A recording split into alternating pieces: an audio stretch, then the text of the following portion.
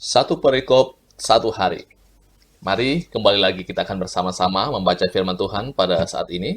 Pembacaan kita terdapat di dalam Injil Matius pasal yang ke-12, ayat 38 sampai ayat yang ke-42. Injil Matius pasal yang ke-12, ayat 38 sampai ayat yang ke-42. Demikian pembacaan firman Tuhan. Tanda Yunus. Pada waktu itu berkatalah beberapa ahli Taurat dan orang Farisi kepada Yesus, "Guru, kami ingin melihat suatu tanda daripadamu."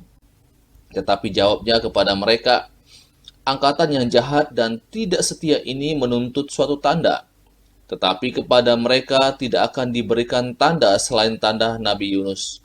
Sebab seperti Yunus tinggal di dalam perut ikan 3 hari 3 malam, demikian juga anak manusia akan tinggal di dalam rahim bumi 3 hari 3 malam. Pada waktu penghakiman, orang-orang Niniwe akan bangkit bersama angkatan ini dan menghukumnya juga.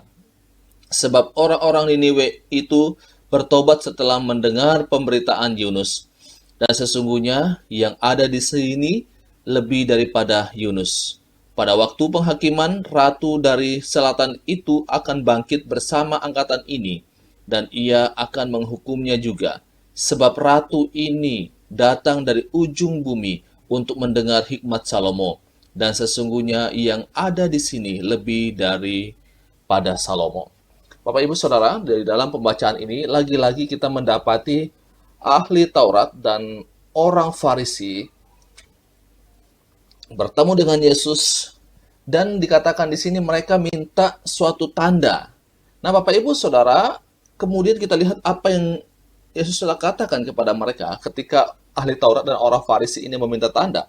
Yesus katakan di dalam ayat yang ke-39, "Tetapi jawabnya kepada mereka, angkatan yang jahat dan tidak setia ini menuntut suatu tanda. Tetapi kepada mereka tidak akan diberikan tanda selain tanda Nabi Yunus."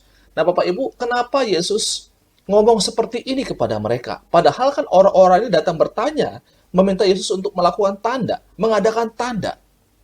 Nah, Bapak Ibu, Yesus tahu motivasi hati mereka. Yesus tahu dan Yesus sudah sering kali melakukan mujizat-mujizat. Dan juga ahli Taurat, orang-orang Farisi ini juga sering kali melihat mujizat yang dilakukan oleh Tuhan Yesus.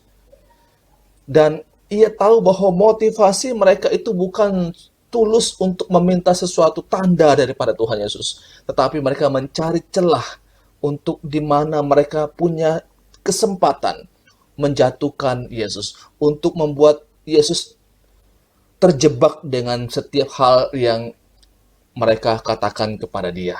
Jadi Bapak Ibu Saudara yang dikasihi oleh Tuhan Yesus Kristus, kita lihat di dalam bagian ini, di mana orang-orang ini, orang-orang yang mengerti tentang Taurat Tuhan, tetapi justru mereka datang kepada Yesus, mencari terus kesalahan-kesalahan yang ada pada Yesus. Bukannya mereka memberikan dukungan kepada Yesus, tetapi justru merekalah orang yang terus setiap waktu, kemanapun Yesus pergi, melakukan pelayanannya, melakukan mujizat-mujizat, mereka selalu membuntuti dia. Tetapi yang mereka lakukan adalah untuk mencari kesalahan-kesalahan yang ada pada Yesus.